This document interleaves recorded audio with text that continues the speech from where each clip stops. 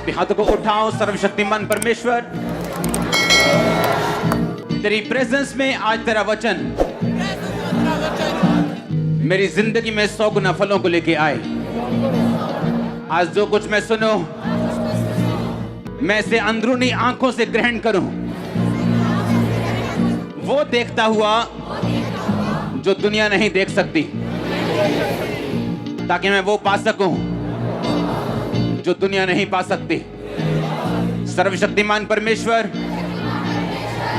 आज तेरा आत्मा और तेरा वचन मुझे छुए, मेरी जिंदगी में उत्पत्ति करे, पैदा करे उन चीजों को जिनके लिए मैं पैदा हुआ हूं। सर्वशक्तिमान परमेश्वर की आत्मा मेरी अगुवाई कर अपने धर्म के मार्गों के निमित्त, कि मैं उस पर चलता रहूं, तेरा वचन मेरे हृदय में बसा रहे और मैं 100 गुना फलों को लेके आऊं। आज मेरा तेरे घर में आना, तेरी हजूरी में आना, मेरी बरकत का, मेरे छुटकारे का, मेरी चंगाई का, मेरे पूरे परिवार के उद्धार का कारण हो, यीशु मसीह के नाम में। सर्वशक्तिमान परमेश्वर, मैं बाकी के समय को आपके हाथों में सौंपता हूं। मैं जानता हूं तेरा आत्मा हमें चलाएगा और मैं तैयार हूं तेरी आत्मा की अगुवाई से चलने के लिए। बाइबल कहती, जहां कहीं परमेश्वर का आत्मा है वहां आजादी, वहां चंगाई है। अपने दोनों हाथों को उठा, बोलो, परमेश्वर की आत्मा, मैं तेरा स्वागत करता हूं, धन्यवाद करता हूं कि तू यहां पे मौजूद है। कहो, परमेश्वर की आत्मा, मैं तेरा थैंक्स करता हूं कि तू यहां पे मौजूद है और मैं विश्वास करता हूं, ऊंची आवाज में बोलो, मैं विश्वास करती हूं कि अगर तू यहां पे मौजूद है तो अपने वचन को पूरा करेगा, कि जहां कहीं परमेश्वर का आत्मा है वहां आजादी है। मैं इस आजादी को ग्रहण करता हूं, प्रभु यीशु मसीह के सामर्थी नाम में मैं मांगता हूं, आमीन। ऊंचा आशीष आपकी चर्च। अपने हाथों को उठाओ। आज इस प्रेजेंस में हर एक जन, ओवरफ्लो सेक्शन, ऑनलाइन चर्च, जितने भी जन इस खुदा की प्रेजेंस में हैं, आपकी लाइफ को आसान होने का मैं हुक्म देता हूं यीशु मसीह के सामर्थी नाम में। हर वो कर्ज जो आपके रोने का कारण है, उस कर्ज को मैं तोड़ता हूं यीशु मसीह के सामर्थी नाम में। मैं डिक्लेयर करता हूं, आज इस प्रेजेंस में आने वाले हर वो जन जो इस खुदा की पाक हजूरी में हैं, आपके आसपास की हर एक चीज, आपके स्वर्गदूत जो आपके लिए दिए गए, आपका बिजनेस, आपके लोग, यीशु मसीह के नाम में आपके फेवर में आज से काम करें। इस प्रेजेंस में आने वाले हर एक जन को मैं यीशु मसीह के नाम में कमांड करता हूं कि आपकी लाइफ आज से आसान हो और संघर्ष जाता रहे यीशु मसीह के नाम में। मैं आपको आशीषित घोषित करता हूं आपके परिवारों समेत, और मैं घोषित करता हूं कि आज आप सेम वापिस नहीं जा रहे हो यीशु मसीह के नाम में। आमीन। ऊंचा आशीष आपके चर्च, ऊंची आवाज में आमीन। 7 बार बोलो हालेलुया, हालेलुया।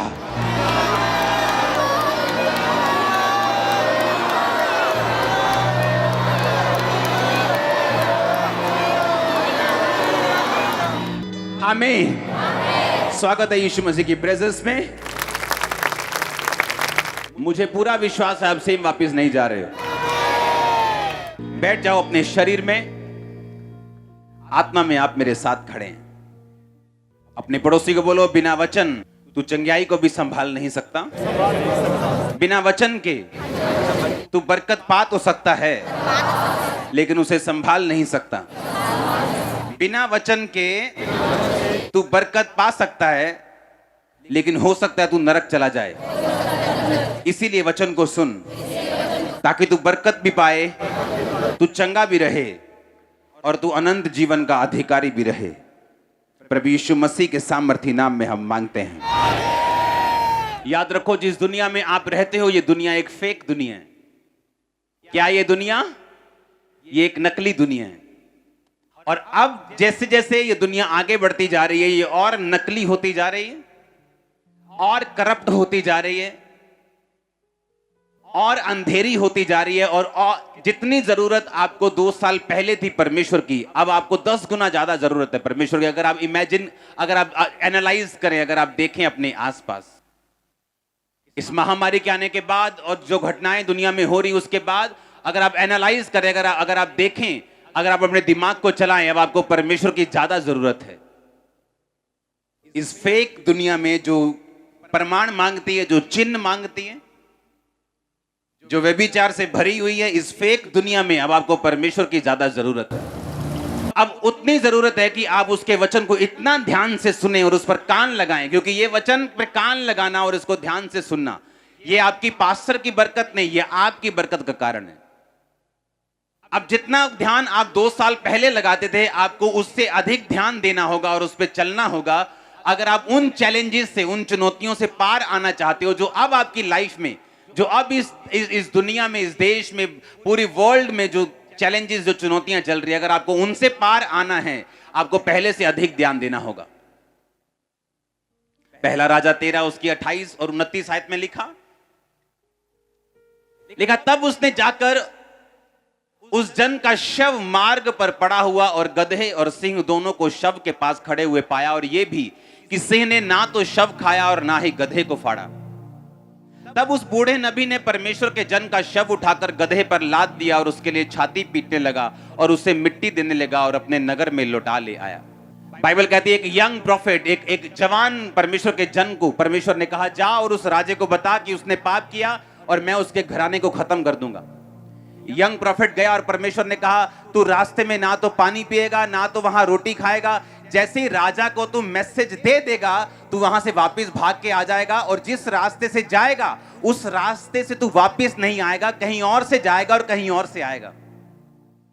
क्योंकि परमेश्वर को मालूम था, अगर ये इस रास्ते से जाएगा और इतना बड़ा मिरेकल करेगा और वापिस अब इसी रास्ते से आएगा, तो लोग हाय हेलो करेंगे, इसको बिठाएंगे, इसको खाना खिलाएंगे, इसको डिस्ट्रैक्ट करेंगे। परमेश्वर ने कहा, जिस रास्ते से गया उस रास्ते से मत आना, किसी और रास्ते से आना, रास्ते में रोटी नहीं खाना, पानी नहीं पीना। और बाइबल कहती है, जब वो राजा के पास गया और राजा ने जब उस नबी को उसका मैसेज सुनकर गुस्सा किया और अपना हाथ बढ़ाया कि इसे पकड़ लो और मार दो, जैसे ही राजा ने अपना हाथ बढ़ाया, उसका हाथ खड़ा हो गया, उसको लकवा हो गया, और राजा को यकीन आ गया कि ये नबी परमेश्वर ने खड़ा किया। और राजा ने उस नबी की बात को सुना और नबी वापिस जा रहा है। लिखा है, एक बूढ़ा नबी उसके पास आके बोलता है, कहता कहां जा रहा है? उसने कहा, वापिस जा रहा हूं। उसने कहा, परमेश्वर ने मुझे मैसेज दिया तेरे लिए कि आ तू रोटी खा और पानी पी। और वो डिस्ट्रैक्ट हो गया और उसके घर जाके उसने खाना खाया और पानी पिया, और परमेश्वर का वचन पहुंचा, तूने मेरी आज्ञाओं को तोड़ा, अब तू जीवित नहीं रहेगा। और वो रास्ते में बाइबल कहती जा रहा था, गधे के ऊपर एक शेर निकला, उसने उसको मार दिया। और जब वो बूढ़ा नबी आके उसकी लाश को देखता है, तो शेर ने ना तो उसको खाया, ना ही गधे को मारा, और गधा उसके पास खड़ा था और जवान नबी मरा हुआ था। क्योंकि शेर जब भी शिकार करता है वो खाने के लिए करता है। शेर कभी भी शिकार नहीं करता अगर उसको भूख नहीं लगी, यहां तक कि अपने आसपास के जानवरों को वो छोड़ देता है, उन पे अटैक नहीं करता अगर उसको भूख ना लगी हो। और जब शेर को भूख लगती है वो तभी अटैक करता है। इस बात का यह सबूत था कि वो शेर परमेश्वर की ओर से आया और उसने उस नबी को मार दिया। अगर आप इसको अगली आयत को पढ़े, 29 आयत को, तो बाइबल कहती है उसके लिए वो छाती पीटने लगा। कौन सा प्रॉफिट छाती पीटने लगा उसके लिए? अरे उसी ने तो उसको मरवाया था, लेकिन बाइबल कहती है उसके लिए वो क्या करने लगा? वो छाती पीटने लगा। और जब लोग उसको देखते होंगे छाती पीटते हुए, और यही सोचते होंगे कि ओ ये कितना दुखी है, ओ कितना दुखी है ये परमेश्वर का, देखो कितना दुखी है बेचारा, देखो कितना इसको दुख लगा है। और लोगों को यही नहीं पता कि यही इसका किलर है, यही इसका कातिल है, और यही इसको डिस्ट्रैक्ट करने वाला है। आप एक ऐसी दुनिया में रहते हैं जहां कोई भी आपको डिस्ट्रैक्ट कर सकता है। जब तक आपकी आंखें, आपका दिमाग पूरी रीति के साथ, पूरी डिजायर, पूरी इच्छा, पूरे तन, पूरे मन के साथ आपका ध्यान अगर परमेश्वर के वचन पे नहीं लगा हुआ, तो शैतान, बाइबल कहती है, आपको फाड़ने के लिए और खाने के लिए तैयार है। इसलिए मैंने कहा, आप एक फेक दुनिया में रहते हैं। आप ऐसी फेक और नकली दुनिया में रहते हैं जहां आपको यह मालूम नहीं कि जिन लोगों के लिए लोग रो रहे हैं वही उनके कातिल हैं। आपको कुछ नहीं पता क्या हो रहा है दुनिया में। जो लोग देखते आए होंगे बोलते होंगे, हो कितना दुखी है, कितना दुख लगा इसको, और कितना रो रहा है देखो ये। लेकिन उनको मालूम नहीं कि यही उसका कातिल है। इसी ने झूठ बोला था कि परमेश्वर ने मुझे कहा आ मेरे साथ रोटी खा पानी पी, और उस जवान नबी को उसने मरवा दिया। और जवान नबी को मालूम था कि परमेश्वर अपनी इच्छा को ऐसे नहीं बदलता। उसे मालूम था बिलाम की स्टोरी को परमेश्वर ने उसे मना किया जाने के लिए, लेकिन वो अपनी इच्छा शक्ति से फिर गया। अपने ढीठ पुणे के कारण बार बार परमेश्वर को पूछता गया, प्रभु मैं जाऊं, जबकि उसे मालूम था प्रभु एक बार मना कर चुके हैं। उसे मालूम था ये परमेश्वर की मर्जी नहीं है कि मैं रोटी और पानी खाऊं, लेकिन पेट, लेकिन भूख, लेकिन शरीर की इच्छाएं, लेकिन वो अभिलाषाएं, वो शरीर की, वो आंखों की, वो जीविका की, वो पैसों की, उसको डिस्ट्रैक्ट कर दिया और वो मारा गया। अगर आप इस दुनिया के धोखे से बचना चाहते हो, अब आपको उतना ध्यान वचन पर लगाना होगा जितना आपने अपनी लाइफ में कभी नहीं लगाया। अगर आप बचना चाहते हो अब इस दुनिया में जहां अंधेरा बढ़ चुका है, आपको इतना ध्यान लगाना होगा जितना आपने कभी नहीं लगाया। यीशु मसीह, बाइबल कहती है, एक जगह अपने चेलों के साथ आ रहे थे, मिरेकल करके, बड़ा चमत्कार करके लोगों को 5-5 हजार लोगों को खाना खिला के, 5 रोटियां 2 मछलियां 5,000 लोगों को, यानी 5,000 बंदों को, यानी 20,000 लोगों को खिला के आ रहे थे। तो बाइबल कहती 5,000 पुरुष थे और स्त्रियां और बच्चे भी थे। तो 20,000 लोगों को खिला के यीशु मसीह आ रहे और चेलों को बोला कि फरीसियों के खमीर से चौकस रहना। और चेलों का दिमाग अभी भी रोटी पे लगा हुआ था। कहते परमेश्वर हम तो रोटी नहीं लेके आए, तो खमीर कहां से, चौकस कहां से रहेंगे? जबकि परमेश्वर ने उन्हें ये चौकस रहने के लिए क्या कहा था कि फरीसी जो कुछ बोलते हैं चौकस रहना। क्योंकि अब वो टाइम आ चुका है कि तुम्हें बड़ा ध्यान रखना होगा कि तुम क्या सुनते हो और तुम किससे सुनते हो। इसलिए अगर आपके पास परख का आत्मा नहीं है तो आप डिस्ट्रैक्ट हो सकते हैं, आपका ध्यान भटक सकता है, शैतान उसका फायदा उठा सकता है। यीशु मसीह ने कहा फरीसियों के कपट रूपी खमीर से चौकस रहना।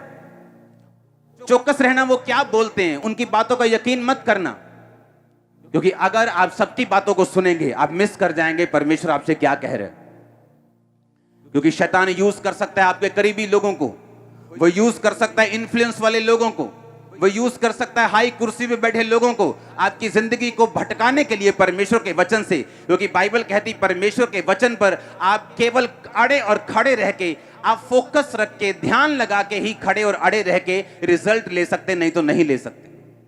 इसलिए यीशु मसीह को बड़ी चिंता थी कि तुम लोग क्या सुनते हो।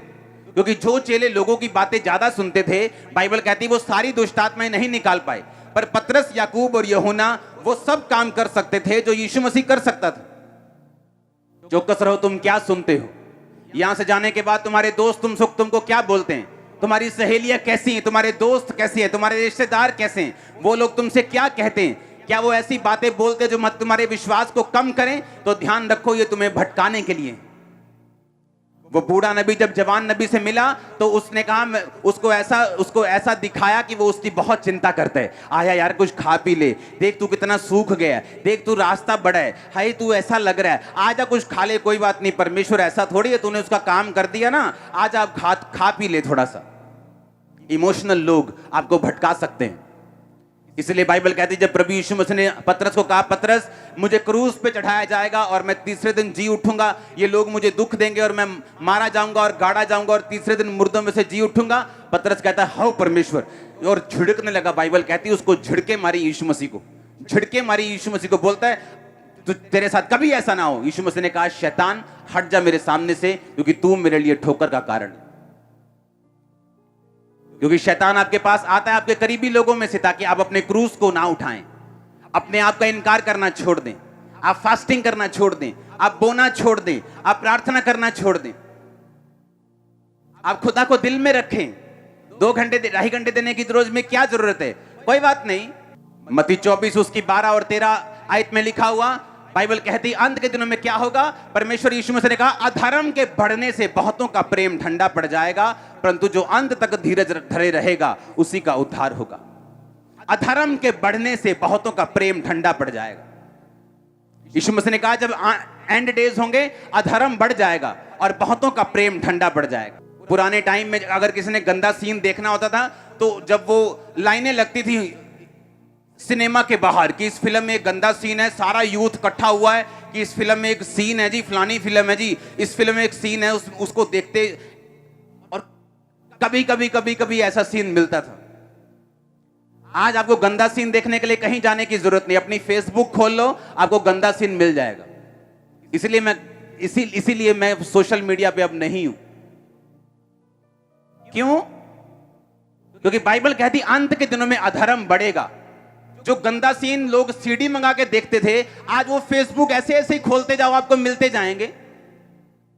और आपको लगता है कि ये तो आज की दुनिया है, ले नहीं, बाइबल कहती अधर्म बढ़ जाएगा और बहुतों का प्रेम ठंडा पड़ जाएगा। क्यों? क्योंकि बाइबल कहती है लास्ट के दिनों में अधर्म बढ़ेगा और प्रेम ठंडा होगा। जब भी शैतान आपको भरमाता है, आपको यीशु मसीह से पीछे लेके जाता है, वो कभी भी एकदम ऐसा नहीं करता, वो धीरे धीरे करता है। एक छोटा सा काम, एक छोटी सी कमी, उससे वो शुरू करता है। जैसे बोलते हैं ना, तू यार पैर रख ले, अब बैठन की जगह बना लांगे। तो पैर रख ले, हम घर बनाने की जगह खुद ब खुद रख लेंगे, तो बस पैर रख ली वहां। तू हॉल में अंदर एंटर हो जाए, मेन हॉल में बस अपनी बाइबल रख दी, हम बैठने की जगह अपने आप बना लेंगे। ऑनलाइन चर्च उन लोगों के लिए है जो बाहर बैठे हैं, जो बॉम्बे में बैठा है, हर संडे नहीं आ पा रहा, जिसकी वाइफ आना चाहती है और हस्बैंड बहुत तगड़ा शराबी है, मारता है, कूटता है, जो उसको आने नहीं दे रहा, वो अविश्वासी। उन लोगों के लिए ऑनलाइन चर्च है। आपको ऐसा लगता है कि मैं आपको इसलिए कह रहा हूं कि यहां चर्च में लोग नहीं है? नो। अगर आप पहले मेन हॉल दिखाओ, ओके, ओवरफ्लो दिखाओ जल्दी जल्दी से, टाइम नहीं। ये अभी की चर्च है, ये अभी की चर्च है, ये राइट नाउ, ये ओवरफ्लो सेक्शंस हैं सभी जो आप स्क्रीन पे देख रहे हो। रुको चलने दो। ये सारे ओवरफ्लोज हैं अभी जितने आप देख रहे हो, ये सारे ओवरफ्लो सेक्शंस है चर्च के। गुरदासपुर चर्च दिखाओ, हाँ दिखाओ। सुनो मेरी बात, मैं इसलिए नहीं कह रहा हूं कि मैं आपको चर्च में लाना चाहता हूं। यहां चर्च ऑलरेडी फुल है। जितने चर्च के सेक्शन हैं आज, जितनी चर्च की ग्राउंड्स हैं, सारी भर चुकी हैं। चर्च के पास जगह नहीं है बिठाने की। लेकिन सुनो मेरी बात, मैं क्यों आपसे कह रहा हूं। बाइबल कहती अंत के दिनों में अधर्म बढ़ जाएगा और बहुतों का प्रेम ठंडा पड़ जाएगा। और ठंडा ऐसे नहीं कि वो यीशु मसीह का इनकार कर देंगे, मतलब घर में बैठे हैं, हाँ ले आई यार दाल, ले आई यार, भुख लगी यार, और कोई नहीं हले वचन आने वाला, चाह तू हले वर्शिप चलती कोई नहीं। अब दालें चल रही हैं, परोंठियां चल रही हैं घर पे। अब वचन के टाइम पे ज्यादा ध्यान दिया जा रहा है, वर्शिप के टाइम पे नाश्ता चल रहा है, बीवी कुकर की सीटियां मार रही है, बेटा नहा रहा है और छोटी बेटी पॉटी कर रही है, ये घरों में चल रहा है। और शर्म आनी चाहिए। ऑनलाइन चर्च उन लोगों के लिए है जिनको पास रियल रीजन है, जो खुदा को कह सकते हैं परमेश्वर देख, मैं दूर रहता हूं, मैं 5000 किलोमीटर दूर रहता हूं, मैं नहीं जा पाऊंगा, लेकिन मैं तेरे वचन से दूर नहीं रहना चाहता। उन लोगों के लिए नहीं है। अगर आज रात को इन लोगों को हार्ट अटैक हो जाए, तो रात को 2 बजे अगर हार्ट अटैक हो, 2:15 में ये गाड़ी के अंदर बैठे होंगे और हॉस्पिटल पहुंचे होंगे। लेकिन चर्च के लिए एक ऑटो ढूंढने में इनको 3 हफ्ते लगते हैं कि ऑटो वाला नहीं मिला। इसलिए परमेश्वर ने कहा अंत के दिनों में, लिखो, अधर्म के बढ़ने से बहुतों का प्रेम ठंडा पड़ जाएगा। उसने ये नहीं कहा प्रेम खत्म हो जाएगा, उसने ये नहीं कहा वो यीशु मसीह का इनकार कर देंगे, उसने ये नहीं कहा कि वो यीशु मसीह को भूल जाएंगे, उसने ये नहीं कहा, उसने कहा प्रेम ठंडा हो जाएगा लोगों का। 2030 में चाइना इस दुनिया का सबसे बड़ा क्रिश्चियन देश होगा। मालूम क्यों? आपको लगता है अमेरिका होगा, किसी को लगता है ये देश होगा। चाइना इस दुनिया का सबसे बड़ा क्रिश्चियन देश होगा।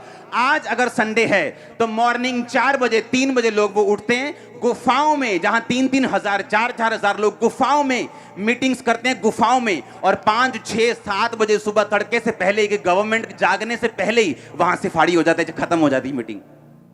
इतना प्यार करते हैं वो परमेश्वर को।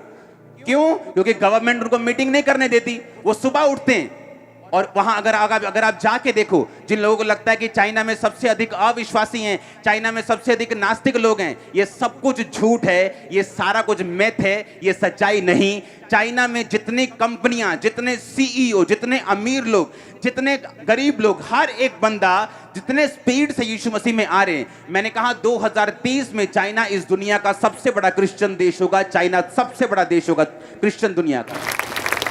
सुबह उठते हैं।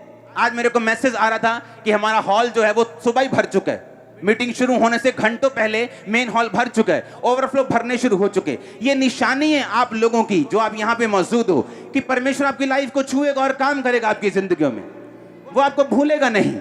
आप मेरी एग्जाम्पल देख लो, मेरी मेहनत देख लो। और लोग मुझे मूर्ख बोलते थे, यहां तक कि मेरे साथ काम करने वाले दूसरे क्रिश्चियन यूथ मुझे मूर्ख बोलता था कि इसको पैसे की कदर नहीं है, पैसे उड़ाता है यीशु मसीह के लिए, इसको अपनी लाइफ की कदर नहीं है, देखो कैसे रोजे रख रख के शक्ल बिगाड़ ली। लेकिन बाइबल कहती है मेरे प्रिय भाइयों, हियाव बांधो, दृढ़ रहो, क्योंकि तुम जानते हो मसीह में की गई मेहनत तुम्हारी कभी व्यर्थ नहीं जाती, वो कभी व्यर्थ नहीं जाती। ये कौन कह रहा है? मैं नहीं कह रहा हूं, यीशु मसीह आपसे कह रहा है, अगर तुम मेहनत करोगे व्यर्थ नहीं होगी तुम्हारी मेहनत। अगर आज तुम चर्च में मौजूद हो, और मैं आपको बता देता हूं, जितनी अनॉइंटेड चर्च होगी, जितनी सामर्थी चर्च होगी, जितना खुदावन का वचन और मसा वहां काम करेगा, उतना ही शैतान आपको तंग करेगा उस चर्च से दूर करने के लिए। वो आपको फाइनेंशियल प्रॉब्लम डाले, वो आपको दिक्कत दे, वो आपका विरोध करे। उसे मालूम है कि ये वही जगह जहां इसने छुटकारा पाने। इसलिए बाइबल कहती है इकट्ठे होना मत छोड़ो। फिर से बोलो, इकट्ठे होना मत छोड़ो। एक भी जन ऐसा नहीं है जो भूखा मरा हो। क्यों? जुगाड़ लगा लेते रोटी का, इधर से या उधर से। लेकिन हमें मालूम है संडे हमने खुदा के घर में जाना है, तो क्यों नहीं सोमवार से, कल से हम अपने किराए को, अपने पैसों को, अपने तरीकों को इकट्ठा करना शुरू करते हैं। लेकिन नहीं, जब हमारे शरीर को जरूरत होती है दवाई की, हम रात को भी हॉस्पिटल चले जाते हैं। लेकिन जब आत्मा को जरूरत है, जिसके साथ आपका परिवार जुड़ा हुआ है, जिसके साथ आपका फाइनेंस जुड़ा हुआ है, जिसके साथ आपका फ्यूचर जुड़ा हुआ है, उसके लिए हम अलर्ट नहीं। क्योंकि बाइबल कहती है, फिर से पढ़ेंगे, अधर्म के बढ़ने से बहुतों का प्रेम ठंडा हो जाएगा। क्योंकि आज आपको आसानी से मिल रहा है। अगर आप चाइना में होते हैं और यूट्यूब ना होता और फेसबुक ना होता और आपकी जब चर्च को ऑनलाइन चलने ना दिया जाया होता, तो आपको वैल्यू समझ आती। सुबह सुबह वो लोग चर्च में आगे इकट्ठा होते और परमेश्वर की महिमा करते हैं। याद रखो, अगर हम बलिदान नहीं देंगे तो कभी फायर नहीं होगी। आग तभी बढ़ती है जब उसमें लकड़ी बढ़ती है, आग तभी बढ़ती है जब उसमें बलिदान बढ़ते है। अगर लकड़ी कम होगी तो फायर कम होगी। और शैतान आपकी मासी का बेटा नहीं है कि आपको छोड़ देगा। आप जितना अच्छे हैं वो उतना अधिक अटैक करेगा, आप जितने भले हैं वो उतनी टेढ़ी निगाह से आपको देखेगा, क्योंकि उसका काम है अच्छों को, भलों को खत्म करना। जो लोग अच्छी तरह लोग बोलते हैं मैंने क्या कसूर किया है, मैंने किसी का बुरा नहीं किया, मैंने किसी को माड़ा नहीं बोला, मैंने किसी का नुकसान नहीं किया, मेरे साथ ऐसा क्यों हुआ? तभी तो हुआ। बाइबल कहती वो अच्छे लोगों को खत्म करने की कोशिश करते हैं। बुरे तो पहले ही नाश हैं, वो तो दूसरों का नुकसान करके अपना खुद ही बाद में करवा लेंगे, वो तो पहले से खत्म हो चुके हैं। लेकिन बाइबल कहती वो नाश करने, हत्या करने, घात करने और नष्ट करने के लिए आया। आपको प्राइस पे करना होता है परमेश्वर की प्रेजेंस में आने के लिए। आसान नहीं होता परमेश्वर की हुजूरी में आना, लेकिन आपको अपने आप को डिसिप्लिन में रखना पड़ता है। कोई भी दिक्कत हो, कोई परेशानी हो, अगर आप उसके भवन में, उसकी प्रेजेंस में उसी डिजायर, उसी इच्छा के साथ, बाइबल कहती है अपने परमेश्वर से पूरी मन, पूरी ताकत, पूरे प्रेम, पूरी शक्ति के साथ प्यार करना। क्योंकि अधर्म के बढ़ने से बहुतों का प्रेम ठंडा हो जाएगा। आसानी से घर पे मीटिंग मिलने से आपका प्रेम ठंडा हो जाएगा, परमेश्वर ने कहा। आज आप सिर्फ वर्शिप को ऑनलाइन मिस कर रहे हैं, कल आप वचन को भी मिस करेंगे। कल आपके फोन की चार्जिंग खत्म हो जाएगी, कल को इंटरनेट खत्म हो जाएगा। अपने पड़ोसी को बोलो, अधर्म के बढ़ने से जीसस ने कहा बहुतों का प्रेम ठंडा हो जाएगा। आप जानते हैं, अगर आप बाइबल ध्यान से पढ़ें, पहला राजा 17 बाब उसकी 1 से 6 आयत, तिशबी एलिया जो गिलाद के प्रदेशियों में से था, उसने अहाब से कहा, इजराइल का परमेश्वर यहोवा जिसके सम्मुख मैं उपस्थित रहता हूं, उसके जीवन की शपथ, इन वर्षों में मेरे कहे बिना ना मेह पड़ेगा ना औंस पड़ेगी। तब यहोवा का यह वचन उसके पास पहुंचा, यहां से चलकर पूरब की ओर करीत नामक नाले में जो यरदन के पूरब में है छुप जा। उस नाले का पानी तू पिया कर। मैंने कौओं को आज्ञा दी है कि वो तुझे वहां खिलाएं। बोलो, वहां खिलाएं। यहोवा का यह वचन मानकर वह यरदन के पूरब में करीत नामक नाले में छिपा रहा।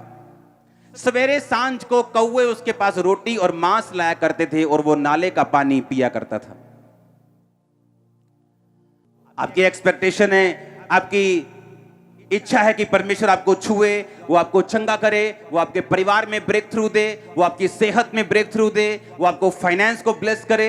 ये सब चीजें ठीक हैं, बिब्लिकल हैं। बाइबल कहती है वो छुड़ाने के लिए आया, वो बचाने के लिए आया, उद्धार देने के लिए आया। वो उद्धार शारीरिक हो सकता है, मानसिक हो सकता है, फाइनेंशियल हो सकता है, आत्मिक है।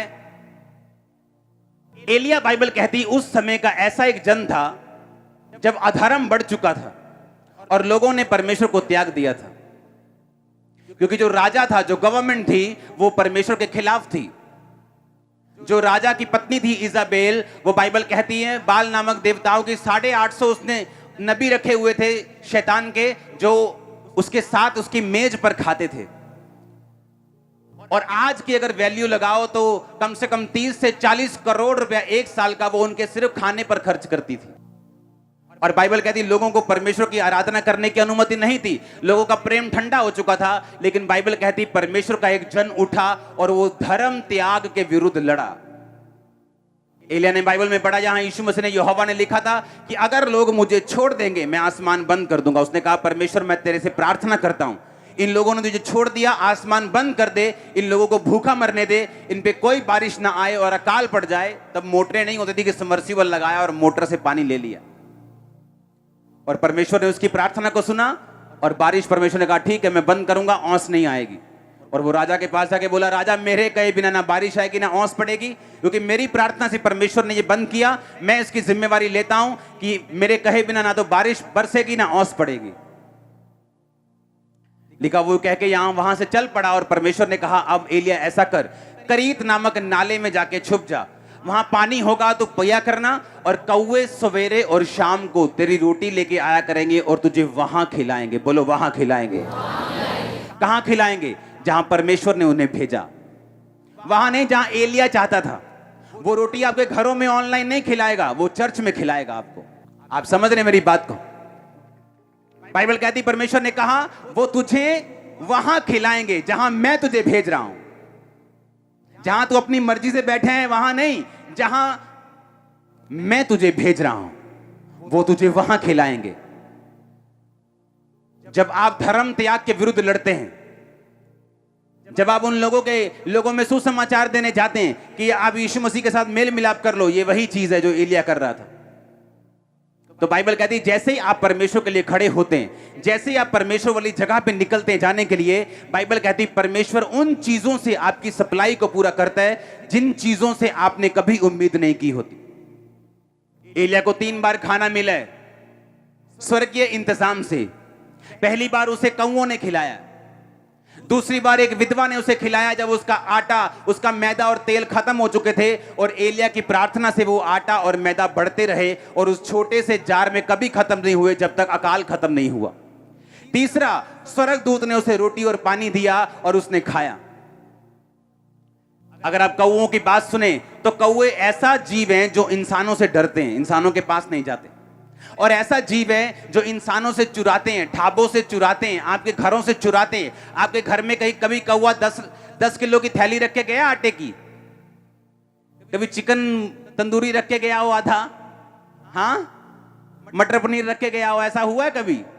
लेकिन बाइबल कहती एलिया जब उस नाले के बाहर आया, एलिया जब करीत नामक नाले का जल सूख गया और परमेश्वर ने कहा जा मैंने विधवा को तेरे खिलाने की आज्ञा दी है। बाइबल कहती जब एलिया उस नाले से बाहर आया तो एलिया पहले से अधिक मोटा हो चुका था। और जब एलिया बाहर आया तो लोग देखते होंगे कि क्या चक्कर है ये, हम पतले हो रहे हैं, हम लोग सूख रहे हैं, एलिया मोटा हो रहा है, ये क्या चक्कर है? लेकिन बाइबल कहती एलिया जो था वो धर्म त्याग के विरुद्ध था। एलिया जो था वो परमेश्वर के साथ पूरे मन से आप प्यार करो इस बात के लिए वो फाइट करता रहा। और जब आप इस बात के लिए लड़ते हैं, आप सुसमाचार देने के लिए जाते हैं, आप अपने रिश्तेदारों को सुसमाचार देते हैं, आप लोगों को सुसमाचार देते हैं। ऑनलाइन मीटिंग उन लोगों के लिए है, अगर आपका एक मित्र, अगर आपका एक रिश्तेदार यकीन नहीं करता, आप उसको लिंक भेज सकते हो कि भाई ये मीटिंग देख। कि वो आ नहीं सकता, वो आने में आनाकानी कर रहा है, लेकिन अपने मोबाइल पर देख तो सकता है ना। और बाइबल कहती एलिया धर्म त्याग के विरुद्ध लड़ा और बाइबल कहती है जैसे ही वो परमेश्वर के लिए खड़ा हुआ, परमेश्वर ने कहा अगर तू मेरे लिए खड़ा है तो मैं तेरे लिए खड़ा हूं। अगर तू मेरे लिए खड़ा है तो मैं तेरी जरूरतों को वहां से पूरा कराऊंगा जहां तू सोच भी नहीं सकता। आज इस मीटिंग के बाद जब आप घर वापस जाएंगे, मेरे स्वर्ग का परमेश्वर, वो एलिया का और मेरा परमेश्वर आपको खिलाने वाला है स्वर्ग से, यीशु मसीह के नाम में। वो आपके बिजनेस के लिए, आपके फाइनेंस के लिए, आपके बच्चों की फीस के लिए स्वर्ग से इंतजाम करेगा। मैं आपको सच कह रहा हूं। कितने मेरी बात पे यकीन कर रहे हैं? मैं आपको एक ही क्वेश्चन कर रहा हूं, क्या आप परमेश्वर के लिए खड़े हैं या नहीं? क्या आप लोगों की भीड़ में शामिल हैं, जो भीड़ में शामिल हो गए कि नहीं हम राजा के खिलाफ नहीं जा सकते, नहीं हमें वो मार देंगे, नहीं ऐसा हो जाएगा। पर बाइबल कहती एलिया परमेश्वर के लिए खड़ा रहा, और जब वो परमेश्वर के लिए खड़ा रहा, परमेश्वर ने उसकी जरूरतों को पूरा किया। कौवे उसे खिलाते रहे सवेरे और शाम, भूलते नहीं थे, टाइम पर आते थे, सवेरे शाम। और ये नहीं सिर्फ खिचड़ी लेके आते थे, लिखा मांस और रोटी लेके आते थे, सूखा हुआ खाना नहीं लेके आते थे, फ्रेश फूड सुबह शाम लेके आते थे, सुबह शाम। वो क्यों आपको बरकत दे, क्यों आपका फाइनेंस बढ़ाए, क्यों आपका बिजनेस बढ़ाए? क्या किया आपने परमेश्वर के लिए? जिस दिन आपका फाइनेंस, आपकी नौकरी, आपका पैसा, जिस दिन परमेश्वर के कामों में जाना शुरू होगा, जिस दिन टाइथ और ऑफरिंग देनी शुरू करोगे, उसी दिन परमेश्वर आपका इंतजाम भी करना शुरू कर देगा, क्योंकि आप उसके काम के लिए खड़े हैं, आपका फाइनेंस उसके काम के लिए खड़ा है। बाइबल कहती पोतीफर की पत्नी सिर्फ ऐसी थी जो यूसुफ के अधीन नहीं थी, और उसी पर शैतान ने अटैक किया। आपकी जो चीज परमेश्वर के अधीन नहीं, उसी पे शैतान अटैक करता है। आपकी प्रार्थना तो पूरी है, रोजे तो पूरे हैं, लेकिन हम ऑफरिंग में कमजोर हैं, हम देने में कमजोर हैं, और वहीं पे शैतान अटैक कर रहा है कि हम सामर्थी तो हैं लेकिन गरीब भी हैं। ऊंची आवाज में हालेलुया बोलो। और अगर आप ध्यान से बाइबल पढ़ें तो बाइबल कहती है जब एलिया मोटा होकर वहां से निकला और जब विधवा के पास गया, उसके बाद एक मुट्ठी, उसके बाद आटा, एक कुप्पी, तो बाइबल कहती तेल था। और बाइबल कहती इन दोनों के साथ जब वो बोलता है उस विधवा को कि ये मुझे खिला, परमेश्वर ने कहा कितना मुश्किल है ये बोलना। और बाइबल कहती है उस विधवा ने उसकी बात को सुना और उसे खिलाया, और उसने कहा तेरा ना तो अब आटा मैदा खत्म होगा, ना तेरा तेल खत्म होगा। सुनो मेरी बात, एलिया की जरूरत को परमेश्वर ने पूरा किया क्योंकि वो परमेश्वर के लिए खड़ा रहा। उस विधवा और उसके बेटे को परमेश्वर ने मरने नहीं दिया क्योंकि वो एलिया के साथ खड़ी रही।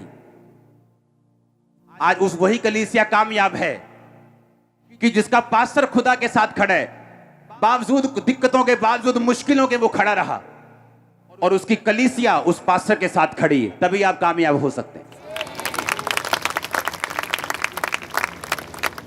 मैंने लोगों को देखा है चर्चों में जाते हैं जिनका अपने पास्टर के साथ कोई प्यार नहीं, उनका कलीसिया के पास्टर के साथ कोई लगाव नहीं, उनको वो सरमन देने वाला पादरी लगता है सिर्फ। जबकि बाइबल कहती है अगर आपने कामयाब होना है तो अपने पास्टर के साथ, अपने फादर के साथ, अपने अगुए के साथ आप खड़े रहेंगे, जिस तरह आप अपने बाप, अपने भाई के साथ खड़े रहे। और वो अगुआ अगर कामयाब होना चाहता है, वो लोगों की ओर नहीं देखेगा, वो परमेश्वर की ओर देखेगा और उसके साथ खड़ा रहेगा। अगर वो परमेश्वर के साथ खड़ा रहेगा तो परमेश्वर उसका इंतजाम करेगा। आज जो चर्च में चल रहे, जिन चीजों का आप आनंद ले रहे हो और जिन चीजों का आप आनंद थोड़े दिनों में लेने वाले हो, ये पैसों से पॉसिबल नहीं। यहां कोई ऐसा सपोर्टर नहीं जो फौरन से 100 करोड़ भेज रहे है, ये परमेश्वर की ग्रेस से पॉसिबल हो रहा है।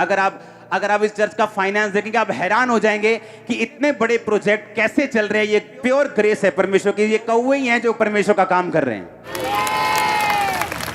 और अगर आप इस चर्च में देखो, लोग बरकत पा रहे हैं, लोग आशीषों को ले रहे हैं। क्यों? क्योंकि वो चर्च के साथ खड़े हैं। उन्हें मालूम है चर्च में परमेश्वर का काम हो रहा है। क्योंकि जो पादरी, जो विश्वासी, जो प्रॉफिट, जो प्रेरित, जो पास्टर, जो टीचर परमेश्वर के साथ खड़ा है, उसकी जरूरतें परमेश्वर पूरी कर रहे हैं। और जो कलीसिया अपने पास्टर के साथ खड़ी, उस कलीसिया की जरूरतों को परमेश्वर पूरा कर रहा है। बाइबल कहती बहुत सी विधवाएं थी, लेकिन एलिया किसी के पास नहीं भेजा गया, सिर्फ सारपत की विधवा के पास। बहुत से क्रिश्चियन यहूदी थे जो मर गए, वो भी तो परमेश्वर के जन थे। वो कई विधवाएं थी, उनके कई इकलौते बेटे थे, उसी काल में वो मर गए, बाइबल कहती है। क्योंकि परमेश्वर पक्षपात करने वाला परमेश्वर नहीं है, उसने सबके लिए काम नहीं करना। बाइबल कहती है वो उन लोगों के लिए काम करता है जो अपने विश्वास को दिखाते हैं। उसी विधवा ने उसे खिलाया। बाइबल कहती है वो लकड़ी बीन रही थी कि मैं लकड़ी बीनूं, इस एक मुट्ठी मैदा से और तेल से जो रोटी बने, मैं और मेरा पुत्र खाएं और मर जाएं। ये उसके मुंह का वचन था। एलिया ने कहा नहीं, पहले मुझे खिला। और बाइबल कहती जब उसने बोया, बाइबल कहती एलिया ने कहा अब तेरा मैदा भी खत्म नहीं होगा, तेरा तेल भी खत्म नहीं होगा। और बाइबल कहती जब तक अकाल रहा वो उस आटे में से और तेल में से खाते रहे। जिस दिन अकाल खत्म हो गया वो आटा और तेल भी खत्म हो गया। अगर जो कलीसिया अपने विजन के साथ, अपने पास्टर, अपने अगुवे के साथ खड़ी है, परमेश्वर उसकी जरूरतों को पूरा करता है। वो परमेश्वर को मालूम है मरने नहीं देना। वो सब क्रिश्चियंस की जरूरतें पूरी नहीं करता, वो सब विश्वासियों की जरूरतें पूरी नहीं करता। आपको बहुत बड़ा भुलेखा है, बाइबल से लिखे पंजाबी जी कहते हैं ना, भुलेखा पै गया तानू, आप बड़ी भूल में पड़े हो। वो सबकी जरूरतें पूरी नहीं करता, वो सबको चंगा नहीं करता। बाइबल कहती विश्वास से उस 12 साल की लहू बहने वाली औरत ने छुआ और चंगाई को लिया। और शमौन कोढ़ी जिसके घर में परमेश्वर खाना खाने के लिए गए, परमेश्वर पे शक ही करता रहा। अगर ये प्रॉफिट है तो इसको मालूम नहीं जो इसके पांव पड़ रही है वो एक पापने औरत है। अगर ये परमेश्वर का जन है तो ये ऐसे क्यों कर रहा है? अगर ये परमेश्वर का जन है ये ऐसा क्यों कर रहा है? वो शक्की रह के शमौन कोढ़ी का कोढ़ी रह गया। यीशु मसीह आए और चले भी गए और उसे कोई फर्क नहीं पड़ा। यीशु मसीह बाइबल कहता अपने शहर में गए और बड़े सामर्थी काम नहीं कर सके क्योंकि लोगों का विश्वास वहां पे नहीं था। और ऐसी जगह जहां लोगों का विश्वास था, यीशु मसीह के कपड़े के छोर को, धागे को छू के लोग चंगे हो रहे थे। जिन बीमारियों से वैद्य भी उन्हें चंगा नहीं कर पाए, सारी दुनिया की सारी कमाई उड़ा दी, वो भी उन्हें हील नहीं कर पाए। दूसरा पत्रस 2 बाब उसकी 6 से 8 आयत को पढ़ेंगे। सदोम और अमोरा के नगरों को विनाश का ऐसा दंड दिया कि उन्हें भस्म करके राख में मिला दिया, ताकि वे आने वाली भक्तिहीन लोगों की शिक्षा के लिए एक दृष्टांत बने। धर्मी लूत को, जो अधर्मियों के अशुद्ध चाल चलन से बहुत दुखी था, छुटकारा दिया, क्योंकि वह धर्मी उनके बीच में रहते हुए उनके अधर्म के कामों को देख देख कर और सुन सुनकर हर दिन अपने सच्चे मन को पीड़ित करता था। क्योंकि जब वो लोग इस वचन को पढ़ते हैं उन्हें लूत राइट साइड दिखाई देता है कि वो अपने सच्चे मन को क्या करता था? पीड़ित करता था, उसे दुख लगता था, दुखी होता था लूत। आए जहां मैं रहता हूं यहां लोग पुरुषगामी हैं, इन बंदा बंदे के साथ सोता है, लेडी लेडी के साथ सोती है। वहां लोग, बाइबल कहती है इतना अधर्म था कि परमेश्वर ने नगरों का नाश कर दिया। पर बाइबल कहती जो लूत था उनके कामों को देख देख कर और सुन सुनकर अपने सच्चे मन को पीड़ित करता था। इच्छा रखना एक बात है, हाय आज बहुत दिल कर रहा है यार चर्च जान दा, प्रभु इन्ना महान है ना, प्रभु इन्ना वधिया ना, खुदा ने तो इन्ने काम कीते आ मेरी जिंदगी च। भाजी चलिए फिर चर्च आज। नहीं यार आज मैं घर ही देखनी ऑनलाइन। ऐसे लोगों के साथ बैठ जाओ और खुदा की बातें सुनो। ओ खुदा ने काम किते, मेरा दादा है खुदा दे काम करता सी, मेरा मासड़। सच्चे मन को पीड़ित तो करता था, पर भाई साहब निकले नहीं उस देश चों, उत्थे ही फंसे रहे, उत्थे ही। सच्चे मन को पीड़ित तो बहुत करता था। कभी गे देखा, कभी पापी देखा, व्यभिचारी देखा, दुखी तो बहुत होता था पर वहीं रहता था। उसकी बरकत का कारण अब्राहम था। जब वो अब्राहम से लड़के गया, उसे मालूम नहीं था कि उसकी चरवाहे, उसकी भेड़ें इसलिए नहीं बढ़ रही क्योंकि ये एरिया ऐसा है या वो बिजनेस ही ऐसा है कि बढ़ेगा ही बढ़ेगा। वो अब्राहम की अनॉइंटिंग थी उसके ऊपर। जैसे ही वो अलग हुआ सारा कुछ बदल गया। सच्चे मन को पीड़ित करता था। हाय भैन जी बहुत दुख होया, पर भैन जी ने करना कुछ नहीं तुहाडे लई। पंजी नहीं कट के देनी तुहानू कि भैन जी आ लो मेरे वालों हेल्प। भैन जी पर दुखी बहुत है तुहाडे लई। सच्चे मन को पीड़ित तो बहुत करता था पर उस देश को छोड़ के नहीं गया। आके अब्राहम से माफी नहीं मांगी, मुझे माफ कर दे, मुझे कहीं और भेज दे, जहां तू कहेगा मैं वहां जाऊंगा, लेकिन तेरे मसे से अलग नहीं होऊंगा। और बाइबल कहती जब दूत वहां पे पहुंचे, दूतों ने कहा अब निकल यहां से। अब निकले कैसे? वाइफ उस इन्फ्लुएंस में रहती है, उन लोगों के वाइफ के अंदर पूरा घुसा हुआ है सदोम अमोरा, बच्चों के अंदर घुसा हुआ है, जो उसके साथ दामाद थे उनके अंदर घुसा हुआ है, लड़कियों के अंदर घुसा हुआ है, जाना नहीं चाहते थे वहां से, दूतों ने धक्के मार मार के निकाला और वाइफ ने पीछे देख लिया और लिखा नमक का खंबा बन गई। चलो वाइफ खत्म हो गई, रह गई 2 बेटियां, गुफा में गई, अपने बाप के साथ सो गई। मोआब पैदा हुआ, अम्मोन पैदा हुआ, और बाइबल कहती इन दोनों जातियों से परमेश्वर ने सदियों तक, सालों तक नहीं, सदियों तक नफरत की परमेश्वर ने अम्मोनियों के साथ, मोआबियों के साथ।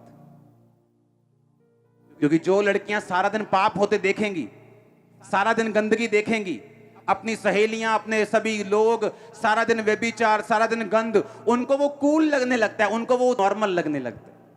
उनको लगता है ये नॉर्मल है, ये 10 बॉयफ्रेंड तो नॉर्मल है, ये चीजें तो नॉर्मल है, ये सब कर रहे हैं, सब कर रहे हैं। कुछ हुआ इनको कभी भी?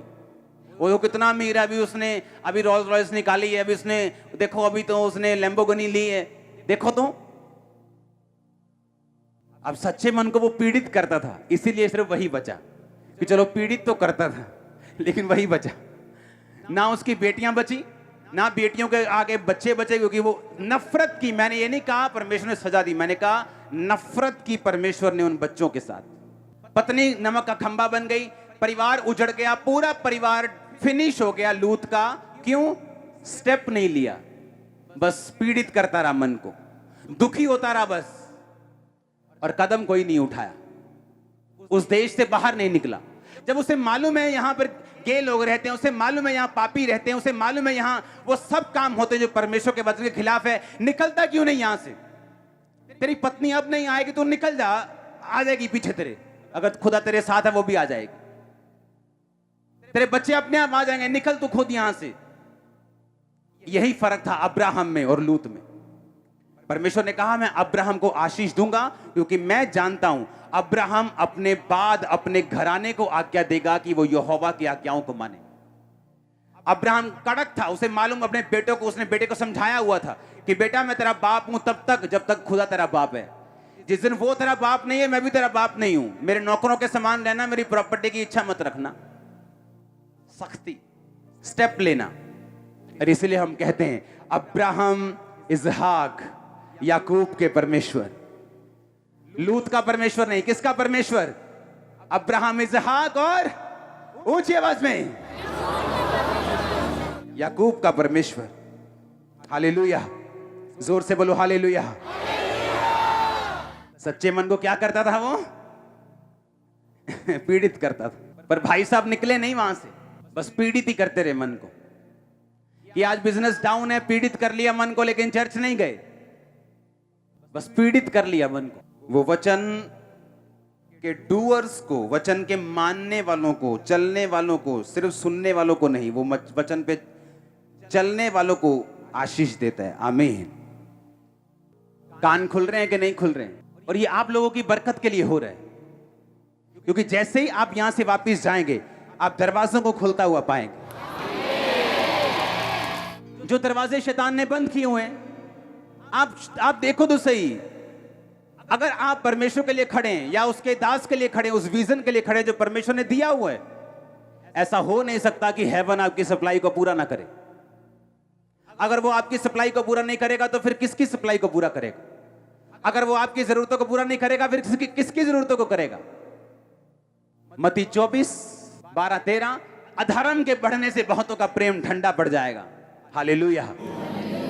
मेक श्योर इस लाइफ में जहां सब कुछ फेक है आपके आसपास, आपका ध्यान परमेश्वर के वचन पे खड़ा रहे। आप बाइबल को पढ़ते रहें, आप उन लोगों पे ध्यान देते रहें जो वचन पे खड़े रहने के कारण आशीषित हुए, और उन लोगों पर भी ध्यान देते रहें जो वचन से हटने के कारण शैतान का शिकार हुए। फिर आप परमेश्वर को दोष नहीं दे सकते, क्योंकि जो बच्चा अपने पिता के अधीन है, पिता उसी की रक्षा कर सकता है। अगर वो पिता को छोड़ के चला जाए, वो अपने बच्चे की रक्षा नहीं कर सकता। अगर आप वचन के नीचे हैं, आप अपने बाप के नीचे हैं। अगर आप वचन के नीचे हैं तो परमेश्वर आपकी सुरक्षा भी करेगा, आपके इंतजाम भी करेगा, आपके बच्चों को संभालेगा भी, उन्हें बड़ा भी करेगा, उन्हें अपने जैसा बनाएगा भी। उसे जानता आप कौन सा बिजनेस करते हैं, वो जानता आपको जॉब में कब बढ़ाना है, वो जानते हैं कौन सा स्टेप आपको कब लेने के लिए प्रेरित करना है, वो सब जानता है इन चीजों को। हालेलुया। मेक श्योर अपनी लाइफ को आप दोबारा से फिर से जांचें।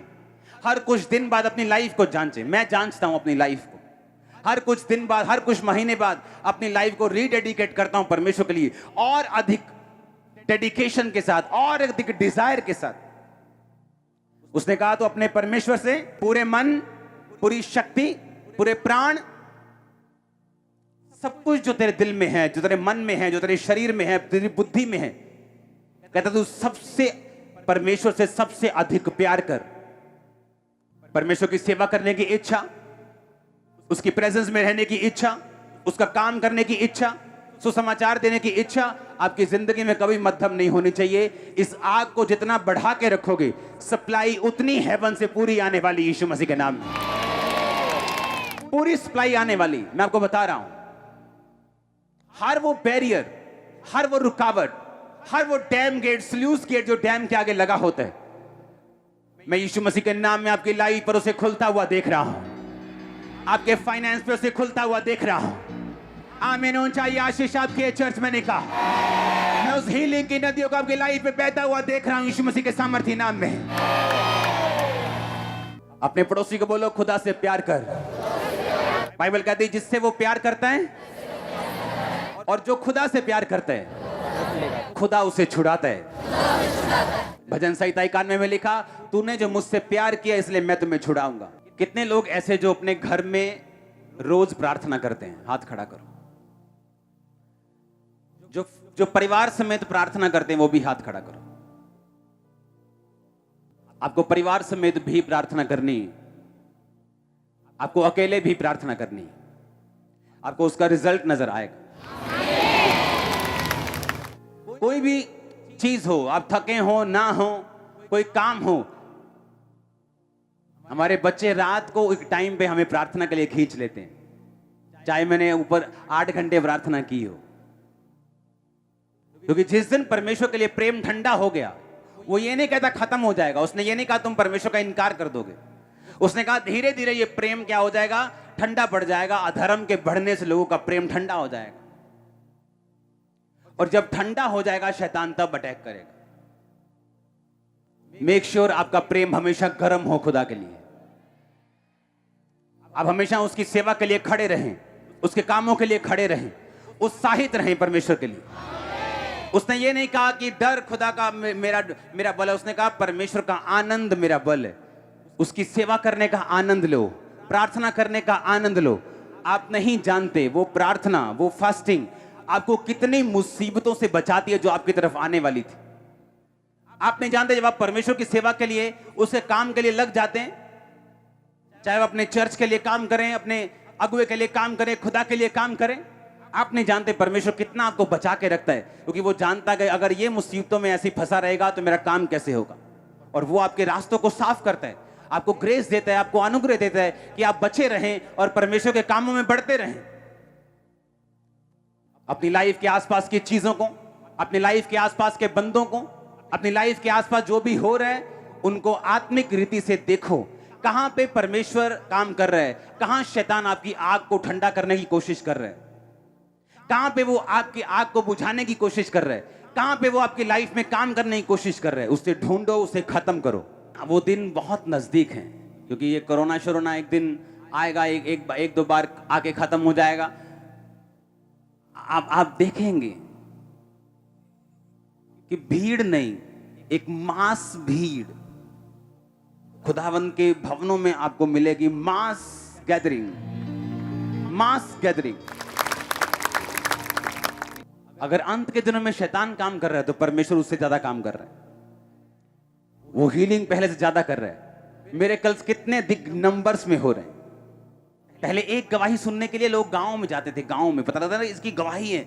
इंटरनेट, यूट्यूब होता नहीं था, फेसबुक था नहीं, एक गवाही मालूम होती थी फलानी चर्च में एक गवाही हुई, उसको सुनने के लिए लोग ऑटो करा के उसके घर ढूंढ ढूंढ के उसके गांव में जाते थे। लेकिन आज आप हजारों टेस्टिमनी हर संडे सुनते हैं। अगर अंत के दिनों में शैतान काम कर रहा है क्योंकि परमेश्वर ज्यादा काम कर रहा है, ज्यादा रूहें बच रही हैं। अपने हाथों को उठाओ। थैंक यू जीसस बोलो।